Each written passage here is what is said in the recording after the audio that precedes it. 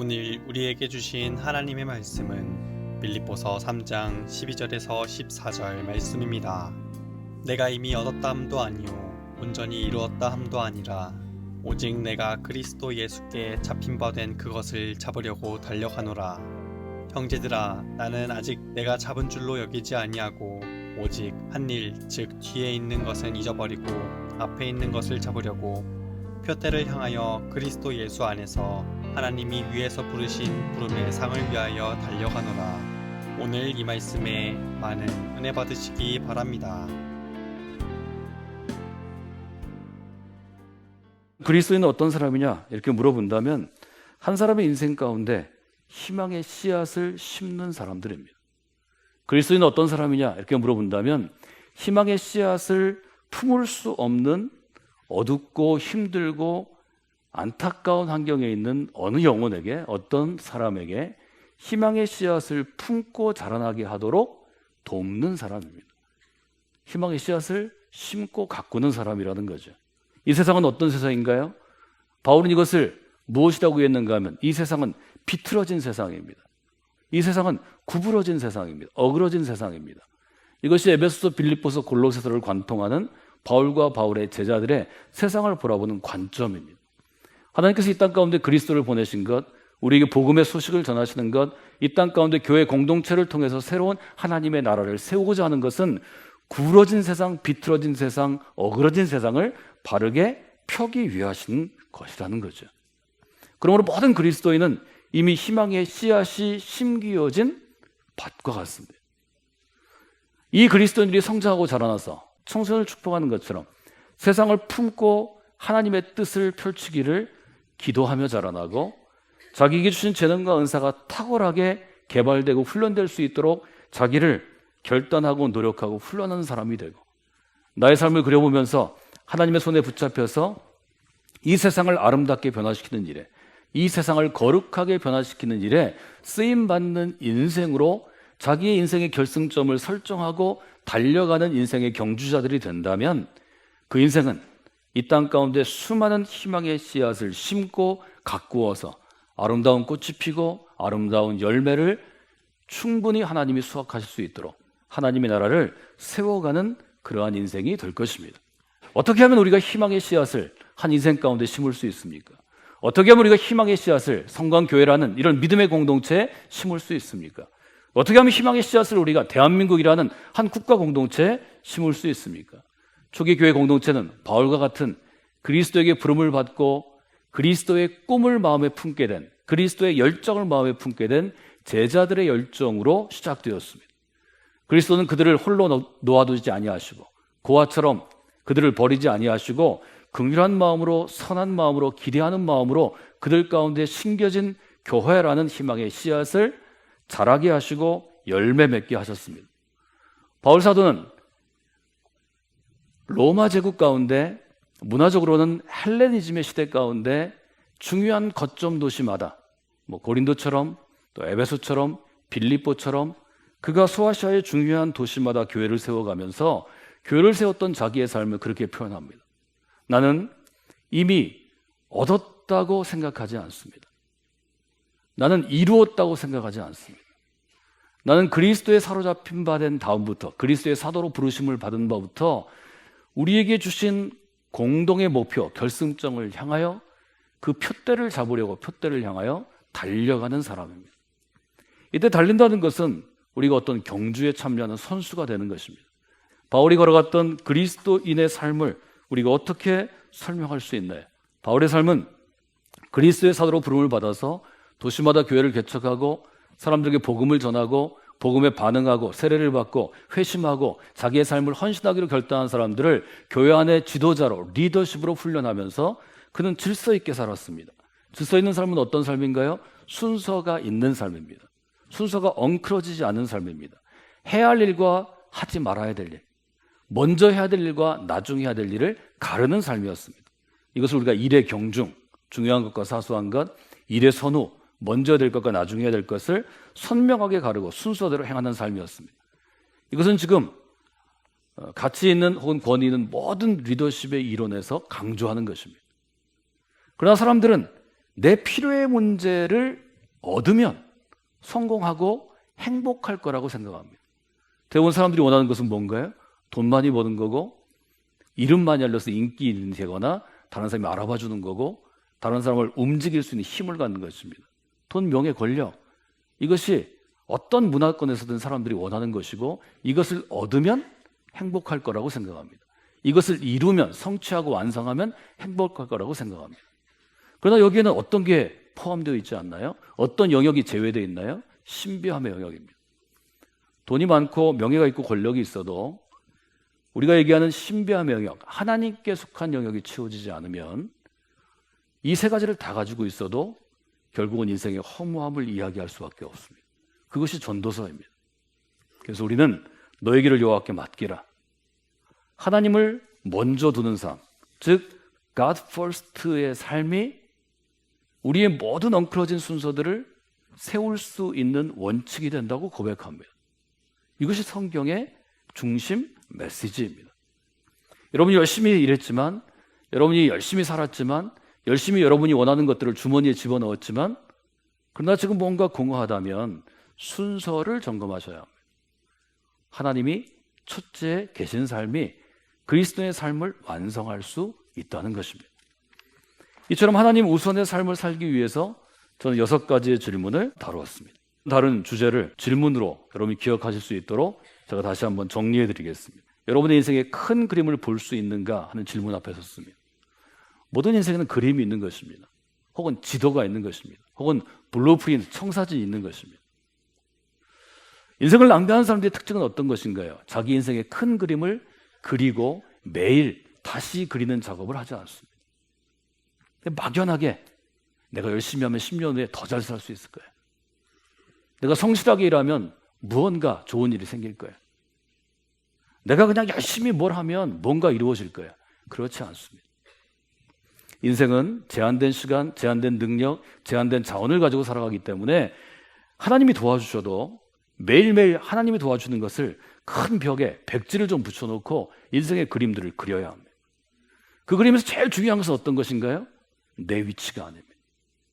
그 큰 그림이 결국 도달하고자 하는 결승점이 중요합니다. 이 결승점이 분명치 않은 사람은 열심히 인생을 사는 것 같지만 점검해보면, 멈추어 서면, 돌아보면 곧 후회합니다. 허무함을 느낍니다. 대부분 그렇게 얘기하죠. 세상이 참 허무하다. 열심히 일해도 이게 뭐 손에 쥐어지는 게 없다.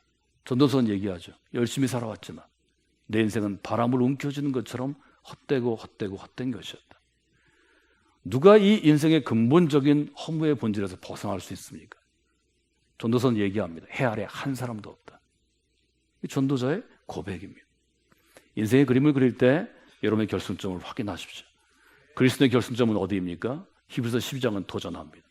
예수 그리스도입니다. 믿음의 주인이신 예수 그리스도입니다. 믿음의 완성자이신 예수 그리스도입니다. 예수 그리스도를 바라보라. 이것이 우리에게 준 인생의 결승점입니다. 예수 그리스도를 바라보고 달려간 우리 한 사람 한 사람, 우리 교회 또 다른 교회 공동체가 모여 있을 때 하나님의 나라라는 큰 그림이 그려지는 것입니다.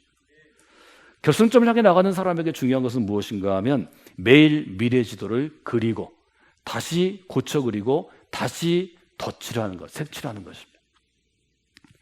우리 미래도 정해지지 않았기 때문에 매일 그려봐야 합니다. 이것을 우리는 하나님의 인도하심이라고 부릅니다. 너의 길을 여호와께 맡기라. 저를 의지하면 저가 너희의 미래 지도를 그려주시리라. 미래 지도를 그려야 사소한 것과 중요한 것을 구분할 수 있습니다. 오늘 하루를 중요한 것에 투여할 수 있습니다. 미래 지도를 그려봐야 지금 반드시 해야 될 일과 좀 천천히 해도 될 일을 갈라낼 수 있습니다. 분별할 수 있습니다. 식별할 수 있습니다. 판단할 수 있습니다. 그래야 오늘 하루의 삶을 낭비하지 않습니다. 네 번째 주제로 과거의 짐을 벗어버려야 미래의 문이 열립니다. 이것은 신앙의 원칙이기도 하고 복음의 핵심입니다. 바울은 이것을 간단하게 표현했죠. 옛사람의 옷을 벗어버리고 새 사람을 옷 입어라. 이것이 구원입니다. 이것이 회심입니다.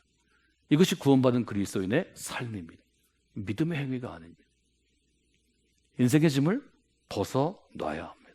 똑같이 과거도 그렇습니다. 과거로부터 우리가 받는 영향력이 여러 가지 있습니다.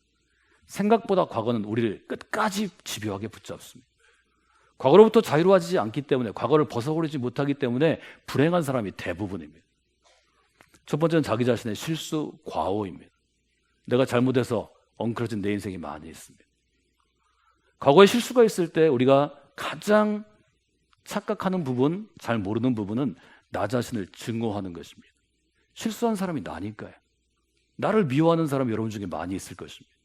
여러분, 실수한 나를 그리스도의 은총으로 용서하셔야 합니다. 그래야 다음번에 실수를 하지 않거나 실수를 적게 하게 됩니다. 끝까지 나를 증오하는 마음을 품고 있으면 결국은 누구에 대해서 화를 내고 누구를 저주하는가 하면 내가 내 자신을 저주하게 됩니다. 이것은 엄청난 인생의 문제를 가져오고 인생을 파멸로 이끌어갑니다. 나를 용서할 줄 알아야 합니다. 상처받은 영혼은 싸납습니다. 상처받은 영혼은 공격적입니다. 상처받은 영혼은 다른 사람을 보듬는 것보다 상처 주기를 즐겨합니다. 이게 다 과거에 사로잡힌 것입니다. 상처받은 영혼이 과거의 짐을 벗어버리고 미래의 새로운 인생을 살기 위해서는 상처 준 사람들을 용서하셔야 합니다. 쉽지 않습니다. 완전한 용서가 아니더라도 믿음으로 하나님 앞에서, 그리스도의 십자가 앞에서 용서를 선언하셔야 합니다. 주님이 나를 받아들이셨으므로 내가 상처 준 이 사람을 용서합니다. 이 선언을 하지 않으면 여러분의 안에는 오랫동안 신앙생활을 하시면 신앙의 두께가 있죠. 그것 때문에 웃을 수 있고 평정을 유지할 수 있고 또 좋은 사람 같지만 누군가 상처를 날카로운 송곳과 날카로운 칼로 찌르면 금세 반응합니다. 소리 지릅니다. 화를 냅니다. 뛰쳐나갑니다. 뒤집어 엎습니다. 좋은 사람인 줄 알았는데 한순간에 무너지는 것입니다.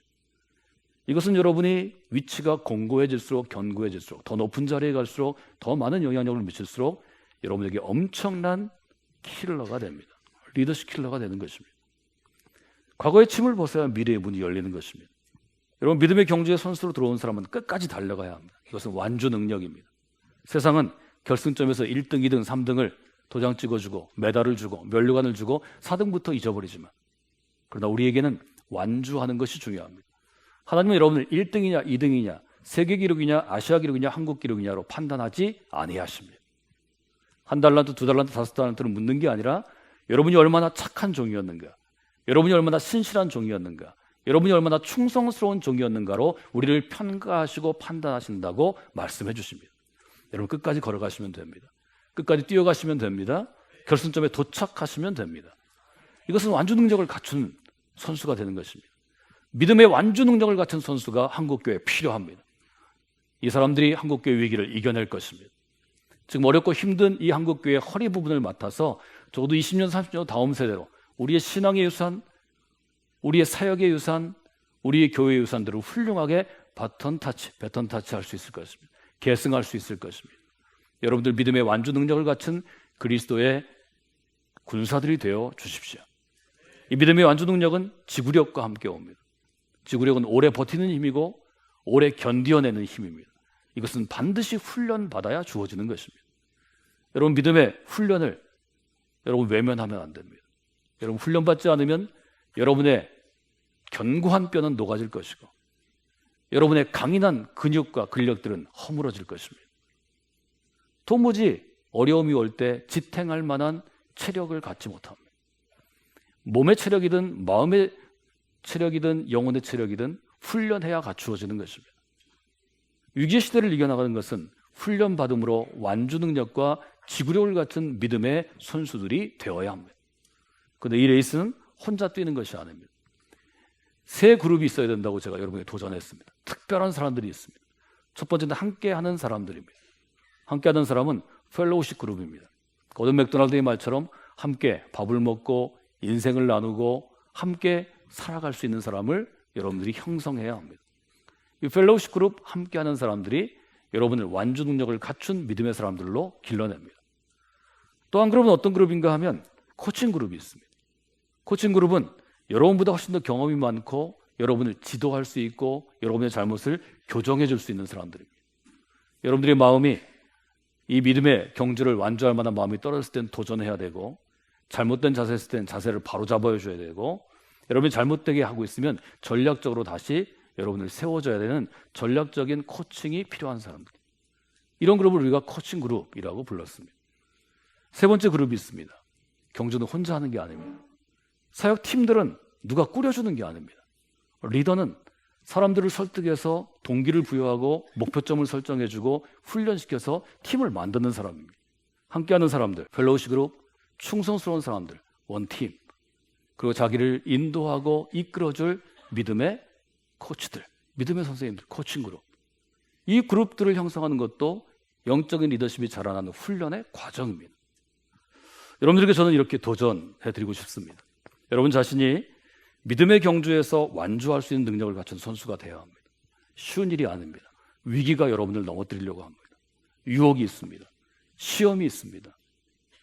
여러분 자신을 조절하고 절제하고 점검하지 못하는 내 안의 문제들이 있습니다.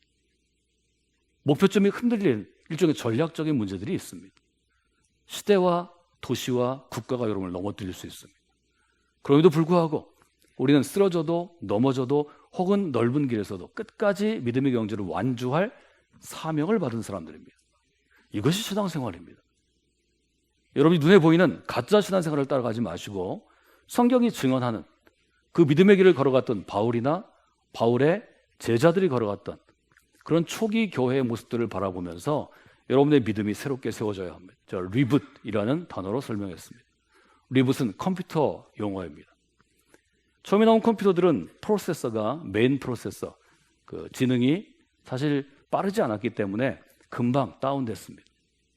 프로그램을 잘 안 돼요. 제일 좋은 건 스위치를 끄는 것입니다. 컴퓨터는 스위치를 끄면 단기 기억이 싹 소실됩니다. 그 안에 있는 메인 메모리만 살아남습니다. 그게 리붓입니다. 컴퓨터를 끄고 다시 처음에 OS, 오퍼레이팅 시스템, 컴퓨터를 운영하는 프로그램을 불러내서 다시 하면 다시 돌아가는 수가 있습니다. 여러분 신앙생활도 10년 이상, 20년 이상 저처럼 평생 하면 쌓일 때가 많이 있습니다. 이게 뭐 예배를 드려도 성경 공부를 해도 열심히 봉사를 해도 전하고 똑같이 하는데 활력이 떨어집니다. 일단 리부팅 하셔야 합니다. 모든 전원을 끄고 다시 시작하는 것입니다. 다시 시작하면서 우리가 볼 6가지 제목입니다. 내 믿음의 경주에서 내 인생의 경주에서 큰 그림을 내가 지금 보는 눈이 있는가? 내 인생의 경주에서 내 믿음의 경주에서 결승점은 어디인가? 내 인생의 미래 지도를 오늘도 매일 그리면서 하루를 시작하고 있는가?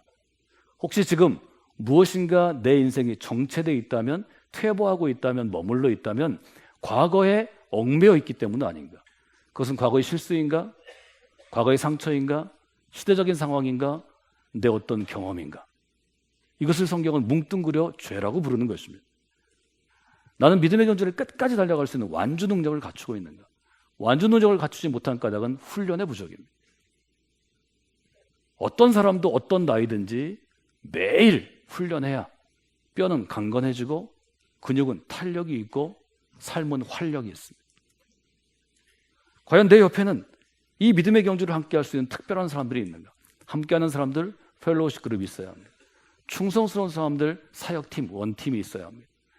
내 인생에 도전을 주고 점검해주고 바르게 잡아주는 선생님들, 코칭 그룹이 있어야 합니다. 이것을 여러분이 점검하신다면 새로운 시작이 가능하시리라 저는 그렇게 생각합니다. 좀 리붓이라는 단어를 여러분들이 마음속에 두시고 전원을 껐다가 새롭게 컴퓨터를 켜는 것처럼 여러분의 인생의 전원도 신앙의 전원도 한번 완전히 껐다가 새롭게 시작하시면 좋겠습니다. 여러분의 삶 가운데 새로운 시작이 되시기를 주님의 이름으로 축원해 드립니다.